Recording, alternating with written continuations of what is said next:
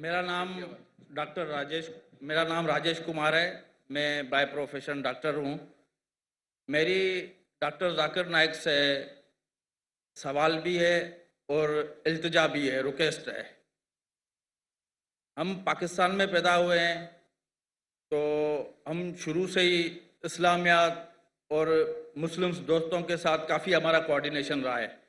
तो हमें इस्लाम के बारे में 100% नॉलेज तो नहीं है, लेकिन हमारा कुरान शरीफ पे बहुत ज़्यादा बिलीव है कि जो बातें कुरान शरीफ में लिखी हैं वो अटल है और अटल ही रहेंगी।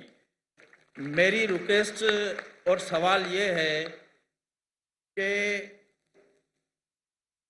हमारे मुल्क में डॉक्टर साहब आए हैं, डॉक्टर साहब की बड़ी ऑनर है।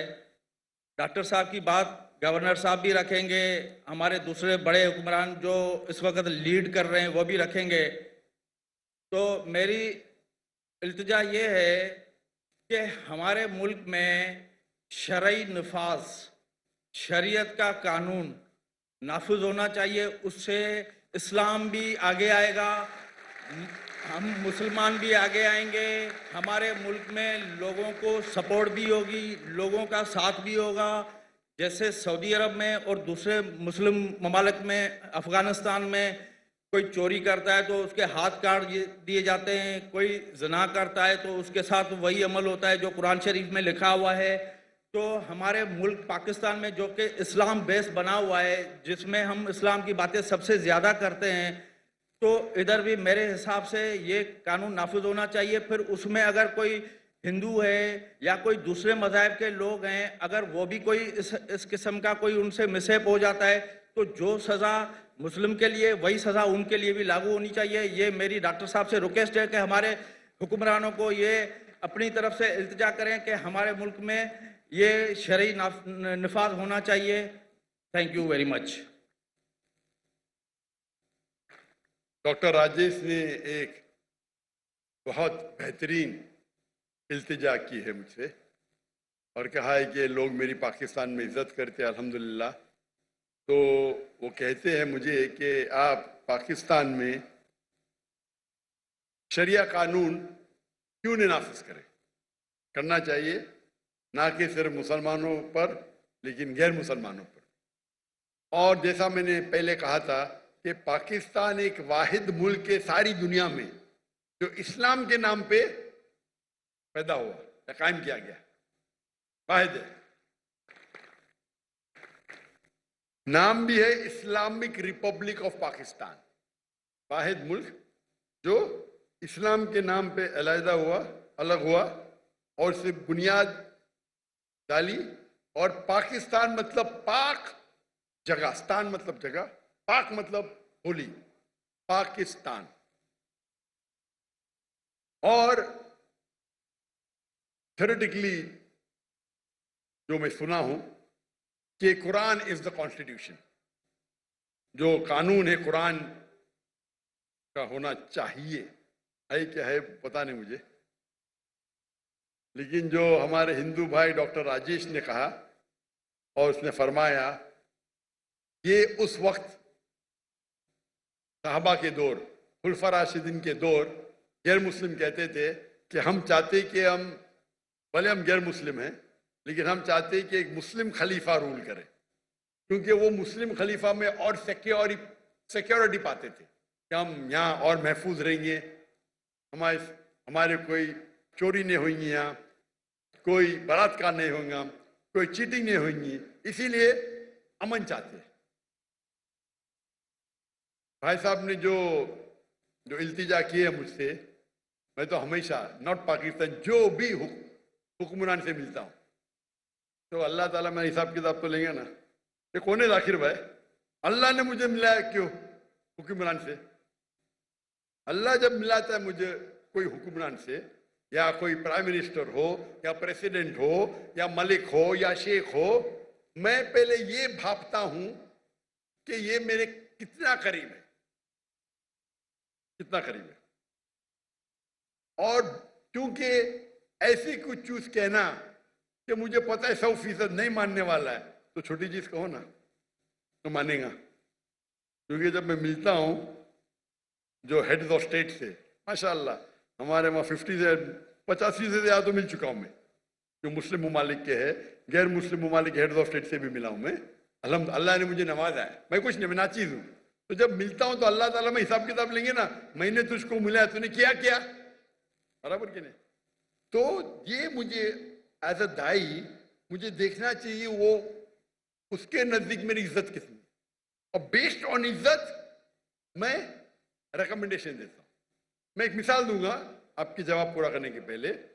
जो गैम्बिया के प्रेसिडेंट थे डॉक्टर याहिया जामे, उनने मुझे एक इनविटेशन दिया था, दावत दी थी 2014 में। मैं बोला गैम्बिया, ये गैम्बिया का नाम तो सुना ही नहीं मैंने, ज़ैम्बिया पता, गैम्बिया क्या है। मैंने बोला मैनेजर चेक करो भाई ये कंट्री है क्या नहीं। तो बोला छोटी कंट्री है वेस्ट अफ्रीका में, छोटी सी, जिसकी पॉपुलेशन 2 मिलियन है। तो बोला हाँ डॉक्टर साहब है कंट्री। तो मैंने बोला अच्छा मैं आता हूं। जैसा मैं गया वहां, डॉक्टर याहिया जामे वो कहने लगे कि मैं पहले आपसे माफी मांगता हूं। क्यों? मैंने बिना परमिशन आपका पीस टीवी गैम्बिया में सब जगह ऑन कर दी। मैं बोला माफी क्या, मैं तो आपके लिए दुआ करूंगा, मेरे कॉपीराइट नहीं हमारे पास। पहले 90% थी गैम्बिया की मुस्लिम पॉपुलेशन, अभी 95% हो गई।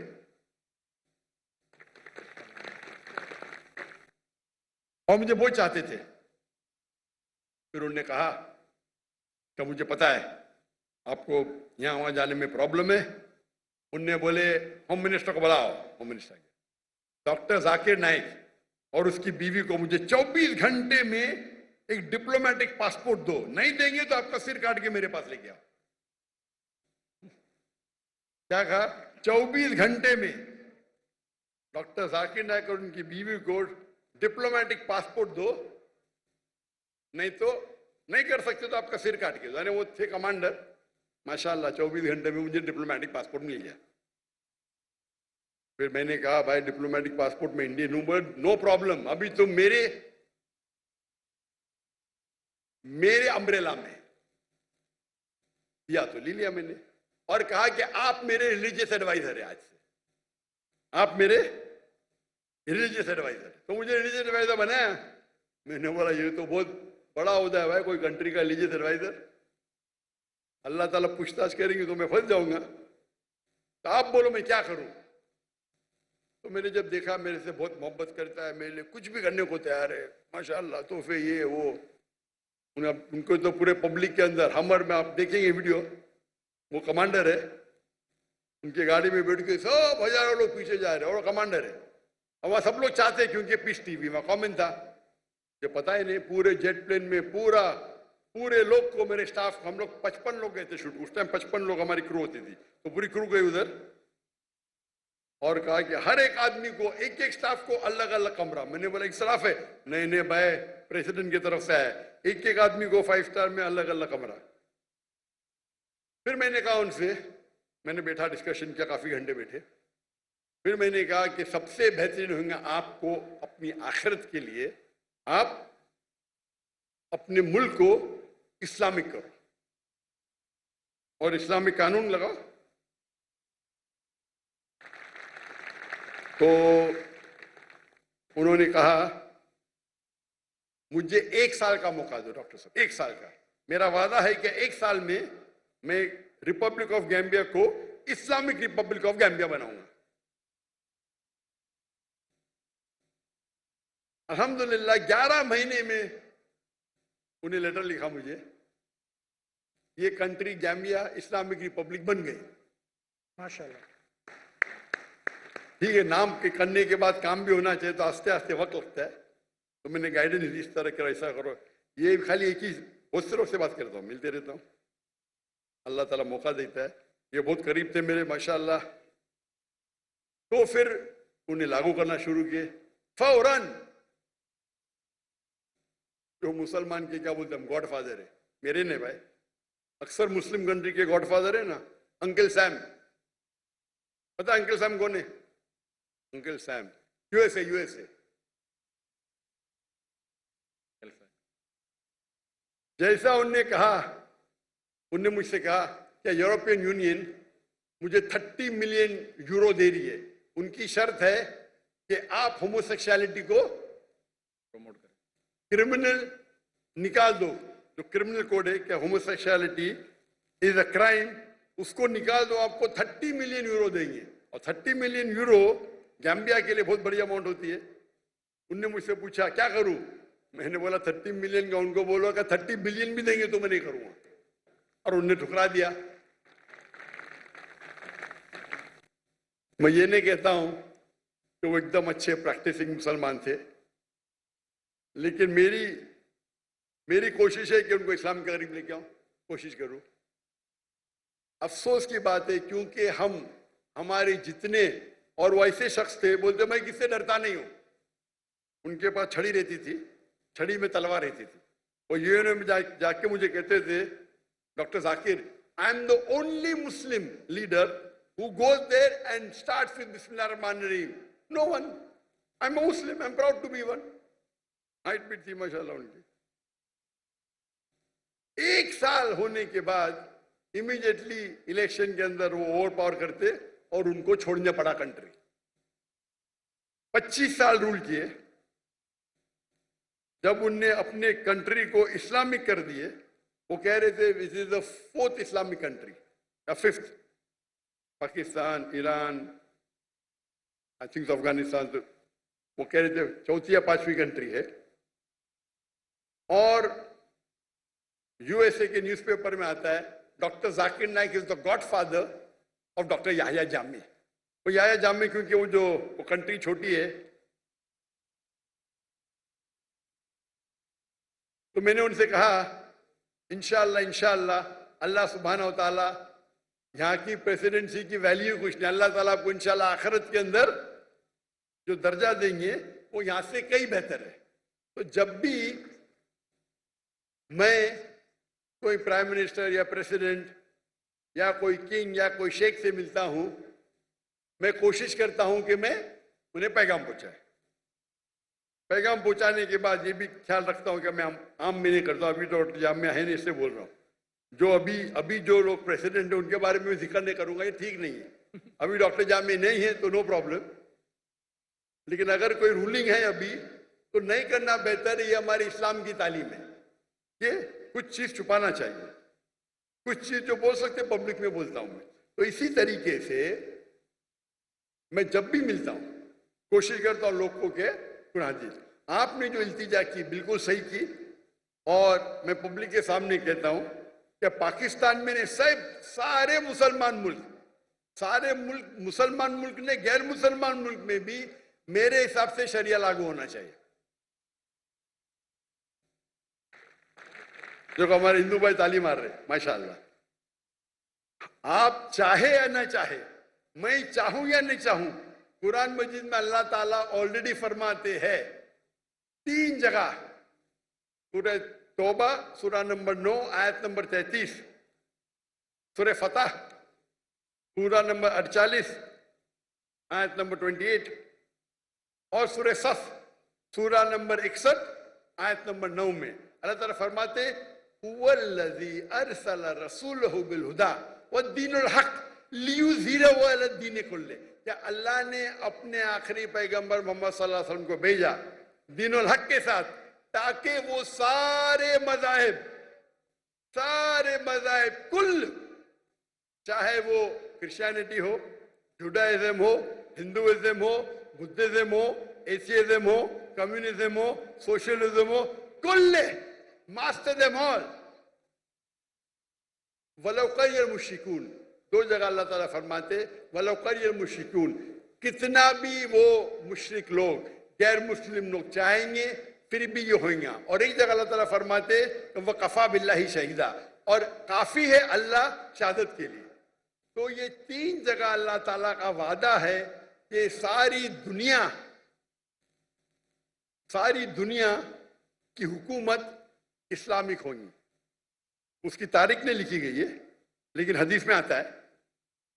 अभी वो 2 साल बाद होगा, 20 साल बाद होगा, 200 साल बाद होगा, ये मैं जानता नहीं, लेकिन ये हदीस के अंदर कई हदीस में है इंशाअल्लाह सारी दुनिया में खिलाफत आएंगे और 60 साल तक मुसलमान सारी दुनिया को रूल करेंगे। ये पढ़ के मुझे बहुत इत्मीनान होता है।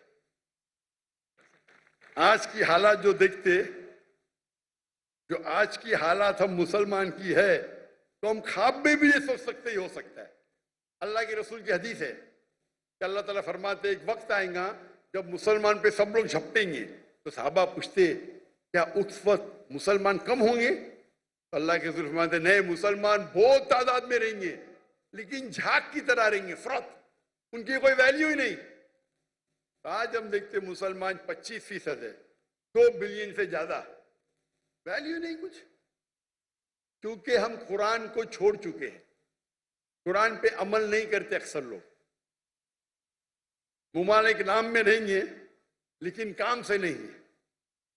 तो अगर हम कुरान और हदीस पे चले, और जैसे आपने इल्तिजा की कि शरिया लॉ होना चाहिए, मैं भी चाहता हूं, सिविल एंड क्रिमिनल बोथ, मेरी भी ख्वाहिश है पाकिस्तान में ने पूरे दुनिया में हो।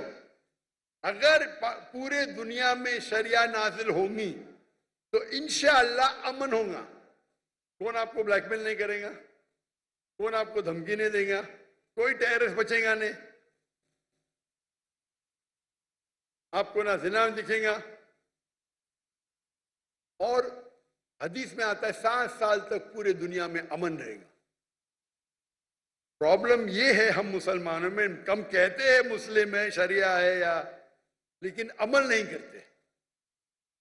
इसीलिए आप देखेंगे कि कौन जिम्मेदार इसका, कौन जिम्मेदार? पाकिस्तान में कौन जिम्मेदार? कौन जिम्मेदार है पाकिस्तान में? कौन? पब्लिक,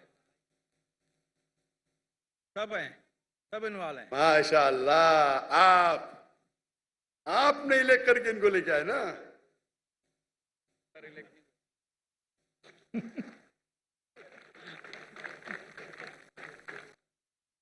डेमोक्रेसी इस्लाम में अलग डेमोक्रेसी तो ऐसी होती नहीं, बट फिर भी आप है,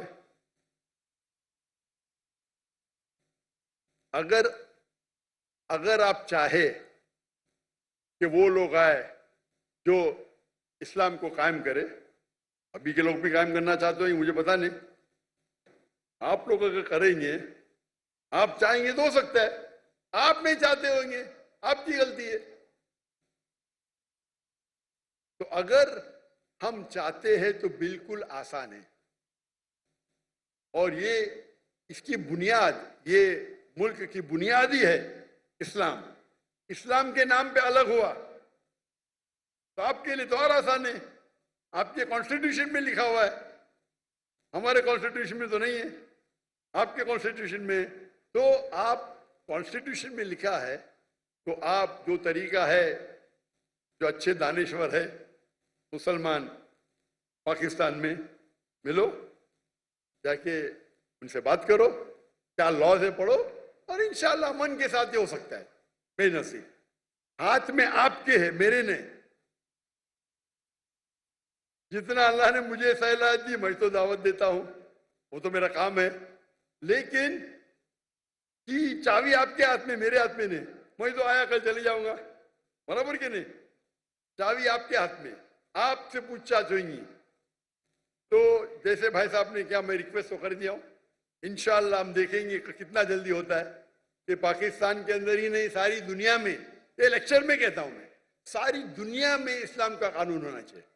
और मैं ये कहता हूं अगर डिबेट हो जाए, डिबेट, हाँ, लेट्स हैव अ डिबेट कि कौन सा कानून बेस्ट है, क्रिश्चियन हो या हिंदू हो या इस्लामिक हो, सेक्युलर हो, इस्लाम की तरफ से मैं आऊंगा। मैं कोई आलिम स्कॉलर नहीं हूं, मैं बोला अगर दम है किसको तो डिबेट करो भाई, मैं साबित करूंगा साइंटिफिकली, लॉजिकली, कोई बेहतर कानून नहीं बनिस्बत अल्लाह के। आप कोई यूएसए का कॉन्स्टिट्यूशन लेके आओ, इंडिया का कॉन्स्टिट्यूशन लेके आओ, यूके का लेके आओ, पाकिस्तान का पता नहीं मुझे, कोई भी कॉन्स्टिट्यूशन लेके आओ, इस्लाम की तरफ से मैं नुमाइंदगी करूंगा इंशाअल्लाह। कोई नया कॉन्स्टिट्यूशन मुझे वक्त देना पढ़ने के लिए, नहीं पता तो पढ़ूंगा ना, मैं तहकीक करूंगा ना, तहकीक करके इंशाअल्लाह इस्लाम की तरफ से मैं हाजिर हूं, साबित करूंगा। लाइव डिबेट फ्री, बड़े मैदान में करेंगे। कि भाई साहब ने 1 लाख कहा, गलत कहा। वो 1 मिलियन का तर्जुमा 1 लाख कर दिया इनने। 1 मिलियन का तर्जुमा होता है 10 लाख। सबसे बड़े गैदरिंग 10 लाख है। किशनगंज में 10 लाख, 1 लाख नहीं। 1 मिलियन का तर्जुमा होता है 10 लाख। सबसे बड़ी गैदरिंग 10 लाख है। इंशाअल्लाह अगर कानून पे बहस हुआ तो 10 लाख के 1 करोड़ आ जाएंगे इंशाअल्लाह। ठीक है ना? इस्लाम के तरफ से मैं नुमाइंदगी करूंगा। अब डॉक्टर राजेश, आपने मुझे इल्तिजा की, मैंने बोल दिया जवाब। मैं आपसे पूछना चाहता हूँ, क्या आप एक खुदा में मानते? हाँ, आप मानते कि बुत परस्ती सही है क्या गलत है? बिल्कुल सही नहीं है। बुत परस्ती गलत है? माशाअल्लाह। आप मानते हैं कि मोहम्मद सल्लल्लाहु अलैहि वसल्लम अल्लाह के पैगंबर है? बिल्कुल। माशाअल्लाह।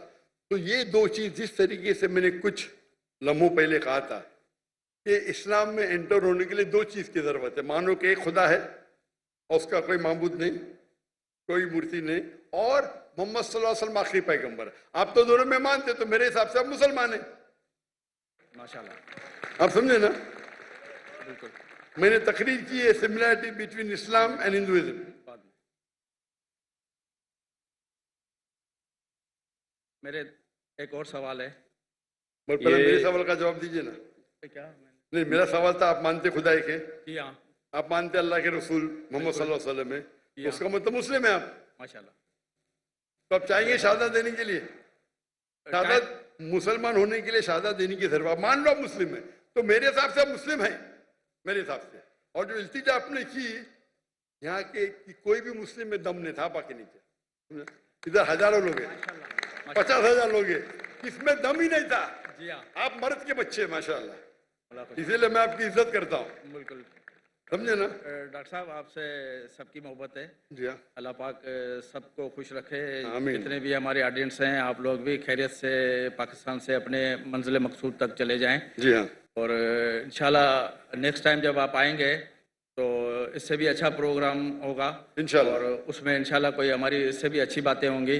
मेरा एक और सवाल है जी हाँ। कि माइनॉरिटी के हकूक़ मुस्लिम रियासत पे किस हद तक हैं और माइनॉरिटी के अपने क्या फ़राइज़ हैं कि हम अपनी रियासत के लिए हमें क्या करना चाहिए? बहुत अच्छा सवाल है कि इस्लामिक कानून में इस्लामिक गवर्नमेंट के क्या हुकूक है गैर मुस्लिम के मुतालिक, और माइनॉरिटी के गैर मुस्लिम के क्या हुकूक है उस इस्लामिक रियासत के लिए। नंबर 1, इस्लामिक रियासत ये दो चीजें, वो गैर मुस्लिम है तो इस्लाम में कोई भी किसको जबरदस्ती कर नहीं सकता इस्लाम कबूल करने। लेकिन इस्लामिक शरीयत है तो जो अरबी लफ्ज उनके लिए होता है जिम्मी, गैर मुस्लिम। मतलब वो भले मुस्लिम नहीं है, इस्लाम कबूल नहीं किया, लेकिन वो मानते हैं कि हम इस इस्लामिक गवर्नमेंट के छत्र छाया में रहेंगे। वो जरूरी नहीं माने अल्लाह के, वो चाहे अल्लाह 3 माने, नो प्रॉब्लम। जरूरी नहीं कि माने मोहम्मद सल्लल्लाहु अलैहि वसल्लम में, लेकिन वो ये मानते हैं कि हम इस्लामिक गवर्नमेंट के प्रोटेक्शन में। तो जब वो प्रोटेक्शन में मानते हैं तो रूल है कि उनको बाकी चीज नहीं, लेकिन एक होता है जिजिया टैक्स, बहुत कम होता है आज की तारीख में, कपल ऑफ $100, ज्यादा नहीं। आज जो इनकम टैक्स भरते हैं वो जिजिया टैक्स से कई गुना ज्यादा है। तो जिजिया टैक्स मतलब आप मानते हैं कि आप अंडर प्रोटेक्शन है इस्लामिक लॉ में। तो आप एक बार प्रोटेक्शन में आ गए तो कोई भी आपको परेशान करे तो वो इस्लामिक हुकुम, इस्लामिक गवर्नमेंट का ड्यूटी है कि आपको प्रोटेक्ट करे। अगर कोई भी आपके घर में चोरी करे तो उनकी ड्यूटी है उसको पकड़े, आपको कोई नुकसान करे तो उससे रोकना उनकी ड्यूटी है, चाहे मुस्लिम हो या गैर मुस्लिम। और मिसाल है हजरत उमर रज़ियल्लाहु अन्हु की, जब वो खलीफा थे तो 10 मुसलमान एक यहूदी लड़की को मारते, कत्ल करते, 10 के 10 को पेनल्टी, कत्ल। मुसलमान थे, यहूदी लड़की को मारते हैं, कत्ल करते, मुस्लिम 10 मुसलमान यहूदी लड़के कत्ल करते, नाजायज था, सारों को सजाए मौत। ये इस्लाम का कानून है। तो जिस तरीके से बाकी मुसलमान को प्रोटेक्ट होता है, हर गैर मुस्लिम को ज्यादा क्योंकि इज्जत का सवाल है, ज्यादा होता है। क्यों?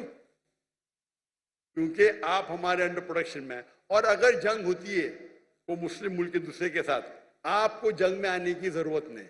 बाकी मुसलमान चाहे डॉक्टर हो, चाहे इंजीनियर हो, चाहे करोड़पति हो, अगर खलीफा ने कहा आपको जंग में हिस्सा लेना है तो लेना लाजिम है, उनके लिए कोई एस्केप नहीं है। लेकिन गैर मुसलमान के लिए वो अपने घर पे सुकून से रह सकते, दे विल बी प्रोटेक्टेड। तो आप कंपेयर करो, आप इतना इनकम टैक्स देते आम शहर में, फिर भी प्रॉब्लम होता है। यहाँ जिजिया दो, मानो, यू आर वेल प्रोटेक्टेड। इसीलिए आप हिस्ट्री देखेंगे, सहाबा के दौर, खुलफा राशिदीन के दौर, गैर मुस्लिम चाहते थे, इनवाइट करते थे गैर मुस्लिम, यहाँ आके भाई हमारे राज्य को निकालो, आप आके रूल करो। खत लिखते थे हमारे खलीफा को, आप यहाँ हो। जब वो आते थे, कुछ लोग मुसलमान बनते थे, कुछ नहीं बनते थे। जो लोग मुसलमान नहीं बनते थे वो भी लेकिन सुकून की नींद सोते थे। तो इस्लाम जो स्प्रेड हुआ, ये हमेशा जो हिस्ट्री में बता तलवार तलवार, ठीक कुछ तलवार हुए, ऐसा नहीं कि नहीं हुए, लेकिन अक्सर जो फैला वो अमन के साथ फैला। हमारे ताजिर जाते थे, उनको दिन अच्छा लगा, मान लिए। मलेशिया, इंडोनेशिया, कोई मुस्लिम आर्मी नहीं है। तो और आपका दूसरा पार्ट सवाल का कि गैर मुस्लिम के हुकूक क्या है? गैर मुस्लिम के हुकूक ये है क्या वो देखे और रूल को फॉलो करे, जो कानून है उसको फॉलो करे। ऐसा नहीं कि वो कानून तोड़े तो उनको भी पनिशमेंट मिलेगी, तो जो कानून है उसको फॉलो करे। ये देखे कि वो कोई भी इस्लामिक चीज के खिलाफ ना बात करे, नहीं माने नो प्रॉब्लम, लेकिन आगे अगर नारे लगाए गए इनके खिलाफ उनके तो गलत है, तो आपको रूल्स फॉलो करना चाहिए। आप महफूज है, आप अपना ईमान रख सकते हैं, ईमान बदलने की जरूरत नहीं है। वो इस्लामिक गवर्नमेंट आपको प्रोटेक्ट करेंगी, आप समझे ना। तो मुझे पता है कि जब बांग्लादेश में लास्ट मंथ कुछ मुसलमान हिंदू टेंपल को अटैक किए, और बांग्लादेश में मेरी बहुत फॉलोइंग है, तो इमीडिएटली मैंने मैसेज दिया कि हिंदू टेंपल को अटैक करना गलत है। कोई भी प्लेस ऑफ वर्शिप, चाहे गुरुद्वार हो, चाहे मंदिर हो, चाहे चर्च हो, चाहे यहूद का हो, अटैक नहीं कर सकते। अगर सिर्फ फितना या कुछ कर रहे तो अलग बात है, लेकिन आमतौर पे अगर कोई भी प्लेसेस ऑफ वर्शिप है वो इस्लामिक मुल्क में महफूज है, महफूज है। तो ये इस्लामिक कानून है, आप समझे ना। तो इन आप जितने भी रिलीजन देखेंगे, आप पास्ट में देखो क्रूसेडर्स ने क्या किए, कितने लोग का कत्ल किए। तो आप इस्लामिक देखेंगे, कुछ लोग अच्छे मुस्लिम नहीं थे, लाइक मोहम्मद बिन गजनवी, उनने काफी टेंपल को लूटा, लेकिन मस्जिद को भी लूटा। वो लुटेरा था, मुस्लिम नहीं था, वो डाकू था, मुस्लिम नहीं था, आप समझे ना। तो हमारी हिस्ट्री बुक में लिखे टेंपल लूटा, अरे भाई मस्जिद को भी लूटा उसने, आप समझे ना। तो हमारे पास बैड एपल्स भी है, लेकिन नहीं तो आप तारीख में पढ़ेंगे तो मुस्लिम रूल में सब लोग खुश थे। आपको पता है जब मुगल ने इंडिया को रूल किया, मुगल ने जब इंडिया को रूल किया, इंडिया को कहते थे सोने की चिड़िया, और पाकिस्तान भी इंडिया के साथ था, एक देश था, बराबर। 800 साल, 1000 साल जब मुगल ने उन्हें आके रूल किए, उनने इंडिया को बढ़ाया, अमीर बनाया। दुनिया का 25% जीडीपी सिर्फ हिंदुस्तान था, एक शहर, पॉपुलेशन भी कम थी। जब ब्रिटिशर्स आए क्या किए, लूटे इंडिया की शहर, पूरी दौलत को लेके गए, कोहिनूर हीरा लेके। मुगल जब आए तो इंडिया को अपना घर बनाए, हिंदू के साथ भाईचारा था, कंट्री इकोनॉमी बड़ी, सब लोग पावरफुल थे। जब ब्रिटिशर्स आके लूटे तो ब्रिटिशर्स ने पूरी दौलत लेके गए, हमको गुलाम बनाए, हमारे में हम तफर्रुक पैदा किए, डिवाइड एंड रूल। आज की गवर्नमेंट यूके को तारीफ करती है और मुस्लिम को गाली देती है। जिसने हिंदुस्तान शहर को इतना ऊपर किया उसको गाली देती है, और जिसने लूटा उसकी तारीफ करती है, उसकी चाटती है। इसके ऊपर एक हिंदू शशि तरूर, वो पहले मिनिस्टर था, मेरा दोस्त भी है माशाल्लाह, उसने किताब लिखी इंडिया अंडर ब्रिटिश रूल, ऐसे टॉपिक ऐसा कुछ था। और वहां साबित किया कि जो मुसलमान इंडिया में है, इंडिया को अपना घर बनाए, इंडिया को दुनिया का सबसे ताकतवर मुल्क बनाए, सबसे रिचेस्ट मुल्क बनाए, ब्रिटिश से लूट लिए, गरीब बना दिए एकदम। और लोग को, और ब्रिटेन में उनके किताब में सिखाया जाता है Britishers go out and educate the people. झूठ लिखते हैं लोग, झूठ लिखते हैं, चोरी करते जाके बाहर, गुलाम बनाते लोग को और बोलते हम उनको फायदे के लिए जा रहे हैं। जब ऑपोजिशन आया तो जाते जाते भी देश के 2 टुकड़े कर दिए, तीन टुकड़े कर, डिवाइड एंड रूल। तो जो आपका सवाल है कि इस्लामिक लॉ के अंदर गैर मुस्लिम सबसे ज्यादा महफूज है, इंशाल्लाह आपसे भी इंशाल्लाह करूंगा। तो मेरे नजदीक तो आप मुसलमान हैं, जरूरी नहीं कि पब्लिक के सामने बोलना, लेकिन बोलेंगे तो इंशाल्लाह अमल और अच्छी तरीके से कर सकेंगे, तो उसका इंतजार करूंगा मैं इंशाल्लाह। जज़ाकल्लाह, शुक्र।